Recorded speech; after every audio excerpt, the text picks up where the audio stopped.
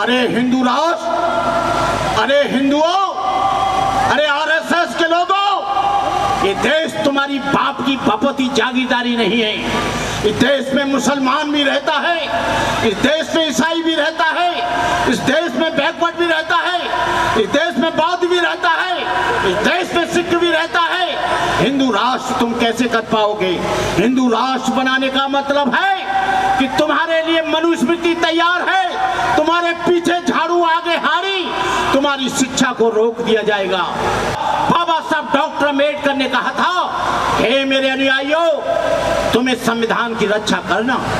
यदि संविधान जिंदा है तो मैं जिंदा हूं, और मैं जिंदा हूं तो तुम जिंदा हो। संविधान जिंदा है तो तुम जिंदा हो। बहन सीमा कुशवाहा, मैं तुमसे अनुरोध करना चाहता हूं, बैकवर्ड के बहुत महापुरुष हुए, तुम ओबीसी समाज से आती हो, लेकिन जैसे ये समाज, दलित समाज तुम्हारा सम्मान कर रहा है, मैं चाहता हूं देश में ओबीसी और बैकवर्ड भी तुम्हारा वैसे सम्मान करे तो मुझे खुशी होगी। लेकिन रामस्वरूप वर्मा कहते थे, बैकवर्ड ब्राह्मण के कहने से वो दलित पर जुल्म करता है। जितना बड़ा ब्राह्मणवादी और मनुवादी बैकवर्ड है, उतना बड़ा कोई नहीं। मैं कहता हूं, जब तक जाति रहेगी तब तक जुल्म रहेगा। ये सरकार के यहाँ पर जातिवादी लोग बेलगाम हो गए। जातिवादी लोग, जो उत्पाद है जातिवाद, उसकी जड़ में एक बहुत बड़ी समस्या है।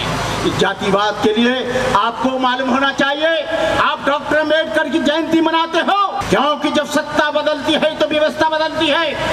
उत्तर प्रदेश में बीएसपी की गवर्नमेंट आई तो सारे लोग घबराते थे, अरे काय की ताली बजा रहे हो?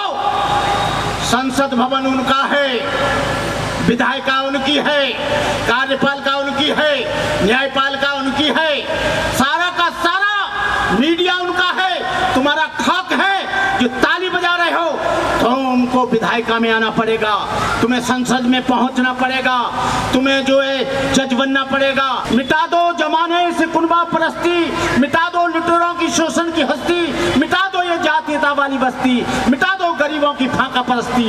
ये कम मिटेगा जब तुम सत्ता में आओगे, हुकूमत में आओगे। हुकूमत में बहुत बड़ी ताकत होती है। राजा अशोक ने 84,000 बौद्ध स्तूप बनाए। जब आप सत्ता में नहीं आएंगे, ना कोई धर्म चलेगा, ना कोई समाज चलेगा, ना समाज की विचारधारा चलेगी। मैं आप लोगों से कहना चाहता हूं, जो या 14% वोट था बीएसपी का, 1% हो गया। जो 23% वोट था वो 12% रह गया उत्तर प्रदेश में। ये कौन सा परिवर्तन है? ये कौन सा आंदोलन है? तुम लोग चुप बैठे हो, आप लोग आते हो और झाड़ू में वोट डालाते हो।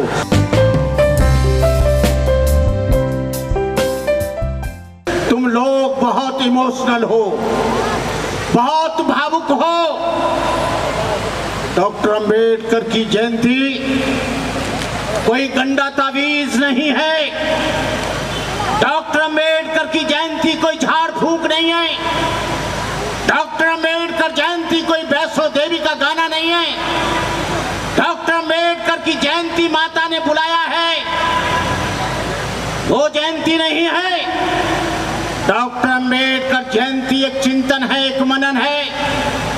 तुम लोग डॉक्टर अम्बेडकर जयंती मनाते हो एक दिन, लेकिन तुम्हारा दुश्मन 365 वर्ष तक तुमको घेरने की तैयारी करता है। कभी इस पर चिंतन करना, तुम लोग अम्बेडकर जयंतियां करना भूल जाओगे, और शायद 2024 में यदि ऐसा हुआ तो ना तुम डॉक्टर अम्बेडकर जयंती मना पाओगे, ना तुम बुद्ध जयंती मना पाओगे। तुम लोग गाने में मशगूल हो रहे हो। तुम लोग अम्बेडकर जयंतियों में अतिथियों को बुलाकर माला डालने में और उनका स्वागत करने में इमोशनल हो रहे हो।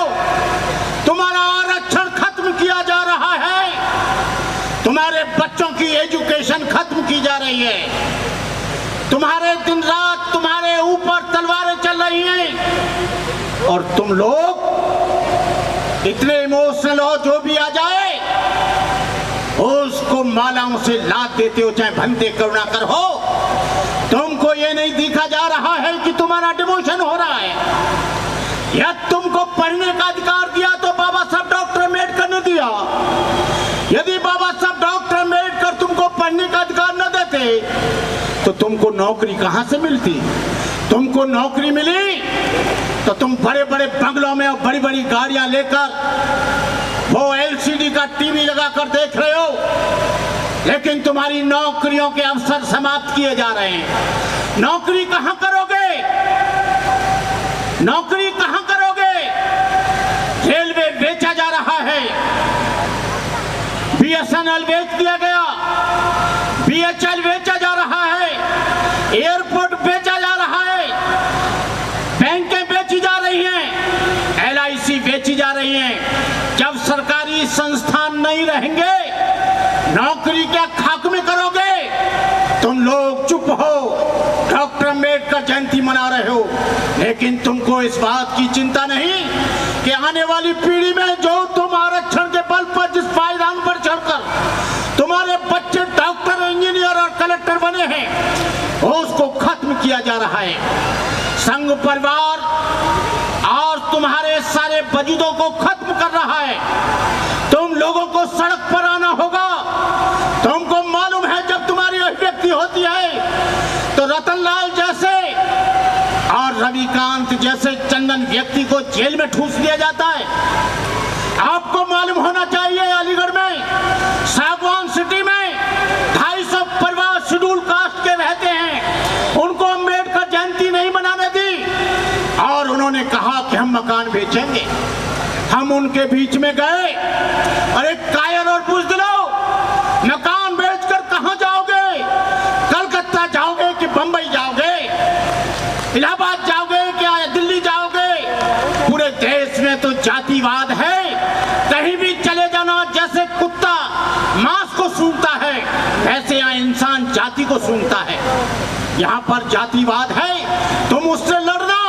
बाबा साहब डॉक्टर अम्बेडकर के ऊपर कहर ढाया गया, लेकिन डॉक्टर अम्बेडकर ने देश को छोड़ना पसंद नहीं किया। तुम लोग, तुम्हारा आरक्षण खत्म हो रहा है। जो 0 पर हमारे बच्चे का एडमिशन होता था, आज तुम्हारे बच्चे डॉक्टर नहीं बन पाएंगे। तुम्हारे पास 1 करोड़ रुपया नहीं है। तुम्हारे बच्चे इंजीनियर नहीं बन पाएंगे। तुम्हारे बच्चे पोस्ट ग्रेजुएशन नहीं कर पाएंगे। तुमको इस बात के लिए सोचना चाहिए। और मैं जा रहा था झंडे वाला पर बहुत बड़े बड़े पोस्टर लगे थे। उसमें लिखा था हिंदू राष्ट्र निर्माण हेतु सम्मेलन। अरे हिंदू राष्ट्र, अरे हिंदुओं, अरे RSS के लोगों, ये देश तुम्हारी बाप की बपौती जागीरदारी नहीं है।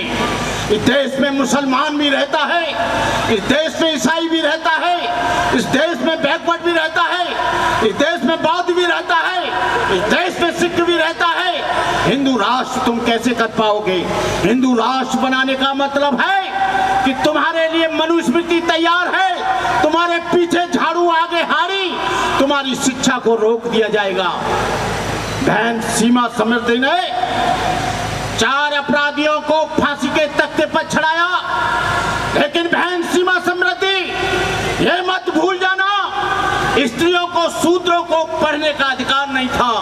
ये मेरे बाबा साहब डॉक्टर अम्बेडकर ने अधिकार दिया, जिसकी वजह से तुम 4 बदमाशों को खूनी की धरती पर चढ़ाया। हमारे यहाँ के ग्रंथों में लिखा है, स्त्री शूद्रो नाद्यताम सबड़े तपजत परपुराम धारणा शरीर भेदो चाणे ज्याश्चेद सापत ताड़त पुरुष कहनता विप्र पूज गावे संता पूजे विप्रशील गुणहीना सूदन गुणवन ज्ञान प्रवीणा। ये लोग कहते हैं कि स्त्री और शूद्र के लिए विद्या वर्जित है। आज से 60 और 70 साल पहले कोई भी लड़की इस देश में वकील नहीं थी, कोई भी जज नहीं थी, कोई भी डॉक्टर नहीं थी, कोई भी इंजीनियर नहीं था, कोई भी IPS नहीं था, कोई भी IAS नहीं था। लेकिन बाबा साहब डॉक्टर अम्बेडकर ने तुम्हें संविधान में अधिकार दिया। बाबा साहब डॉक्टर अम्बेडकर ने कहा था, हे मेरे अनुयायियों, तुम्हें संविधान की रक्षा करना। यदि संविधान जिंदा है तो मैं जिंदा हूं, और मैं जिंदा हूं तो तुम जिंदा हो। संविधान जिंदा है तो तुम जिंदा हो। संविधान में जो आर्टिकल नंबर 14, 17, 18 में जो आपको अधिकार दिया है उसकी वजह से आप यहाँ पर। लेकिन आज भी हम देख रहे हैं कि संविधान को पूरा तोड़ा और मरोड़ा जा रहा है, संविधान को पार्लियामेंट में चलाया जा रहा है, लेकिन यहाँ की सरकार चुप रहती है। आपको मालूम रहना चाहिए, रविकांत टंडन को उन लोगों ने, पांडे ने पीटा, पांडे ने पीट कर उनको, दोनों के खिलाफ एफआईआर हुई। लेकिन एबीपी के लोग, जो लोग एबीपी के लोग थे, अखिल भारतीय विद्यार्थी परिषद के लोग, वो उसको खींच कर ले गए और उसको जेल नहीं जाने दिया। जेल के बार गया तो वो शेड्यूल कास्ट का व्यक्ति गया। आज हमारी अभिव्यक्ति पर लगाम लगाई जा रही है। आज हमारी अभिव्यक्ति पर बहन सीमा कुशवाहा, मैं तुमसे अनुरोध करना चाहता हूँ, बैकवर्ड के बहुत महापुरुष हुए, तुम ओबीसी समाज से आती हो, लेकिन जैसे ये समाज, दलित समाज तुम्हारा सम्मान कर रहा है, मैं चाहता हूँ देश में ओबीसी और बैकवर्ड भी तुम्हारा वैसे सम्मान करे तो मुझे खुशी होगी, मुझे अच्छा होगा। रामास्वामी नायकर, बुद्ध, ज्योतिराव फुले, गाडगे महाराज, कबीर, ये सारे बैकवर्ड के महापुरुष थे जिन्होंने बैकवर्ड को सम्मान दिया। लेकिन रामस्वरूप वर्मा कहते थे बैकवर्ड ब्राह्मण के कहने से वो दलित पर जुल्म करता है। जितना बड़ा ब्राह्मणवादी और मनुवादी बैकवर्ड है उतना बड़ा कोई नहीं। कहीं देखोगे तो कहीं गुर्जर जुल्म कर रहा है, कहीं जाट को जुल्म कर रहा है, कहीं यादव जुल्म कर रहा है, कहीं कुशवाहा जुल्म कर रहा है, कहीं लोहार जुल्म कर रहा है। इस जुल्म की प्रक्रिया को तुमको खत्म करना होगा। मैं कहता हूं जब तक जाति रहेगी तब तक जुल्म रहेगा। ये सरकार बहुत विधेयक लाती है, लेकिन एक विधेयक ये भी ले आओ कि जो सरनेम लिखेगा और जो जातिवादी सूचक शब्द लिखेगा उसका आजीवन कारावास होगा, जाति खत्म हो जाएगी। एक आंदोलन निकाला कि सारे लोग मुंह पर मास्क लगाएंगे, मास्क नहीं लगाएंगे तो 2000 रुपया जुर्माना हो जाएगा। इतना भय था, इतना आतंक था कि सारे लोग मुंह पर मास्क लगाने चले थे केवल 2000 रुपया के जुर्माने पर। और जब 20 साल की सजा होगी तो फिर कोई भी जातिवाद नहीं मानेगा। ये जातिवाद इसलिए माना जाता है क्योंकि यहाँ पर जातिवादी लोग बेलगाम हो गए। जातिवादी लोग, कहीं बलात्कार हो रहा है, कहीं चोरी हो रही है, कहीं डकैती हो रही है, कहीं व्यभिचार हो रहा है, कहीं कुछ हो रहा है। ये केवल जातिवाद के कारण सारा का सारा जो उत्पाद है, जातिवाद उसकी जड़ में एक बहुत बड़ी समस्या है। इस जातिवाद के लिए आपको मालूम होना चाहिए। आप डॉक्टर अम्बेडकर की जयंती मनाते हो, आप बड़े बड़े गाने सुनते हो, बड़ी बड़ी ताली बजाते हो, लेकिन इस ताली बजाने से कुछ नहीं होगा, क्योंकि जब सत्ता बदलती है तो व्यवस्था बदलती है। उत्तर प्रदेश में बीएसपी की गवर्नमेंट आई तो सारे लोग घबराते थे, अरे काय की ताली बजा रहे हो, संसद भवन उनका है, विधायिका उनकी है, कार्यपालिका उनकी है, न्यायपालिका उनकी है, सारा का सारा मीडिया उनका है, तुम्हारा खाक है जो ताली बजा रहे हो। तुमको विधायिका में आना पड़ेगा, तुम्हें संसद में पहुंचना पड़ेगा, तुम्हें जो है जज बनना पड़ेगा, तुम्हें जो है अपने आप में विधायिका संसद में पहुंचना पड़ेगा, कार्यपालिका में पहुंचना पड़ेगा, न्यायपालिका में पहुंचना पड़ेगा। लेकिन आज तो सारी की सारी व्यवस्था पर बीजेपी और बीजेपी के लोगों ने, जो लोग आरएसएस के लोग हैं, उन्होंने कब्जा कर लिया है। क्या ये अम्बेडकर जयंती मनाकर तुम्हारा स्वप्न पूरा होगा? ये जागृति तो आ सकती है, लेकिन उसके लिए तुम्हें आंदोलन करना पड़ेगा, उसके लिए सड़कों पर आना पड़ेगा, उसके लिए आपको हुजूम पैदा करना पड़ेगा।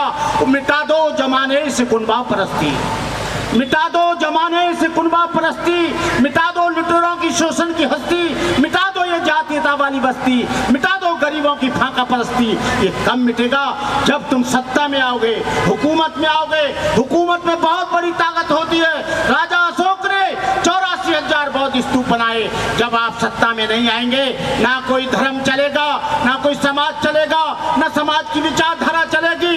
मैं आप लोगों से कहना चाहता हूँ, जो यहाँ 14% वोट था बीएसपी का 1% हो गया, जो 12% रह गया उत्तर प्रदेश में। ये कौन सा परिवर्तन है? ये कौन सा आंदोलन है? तुम लोग चुप बैठे हो, आप लोग आते हो और झाड़ू में वोट डालाते हो।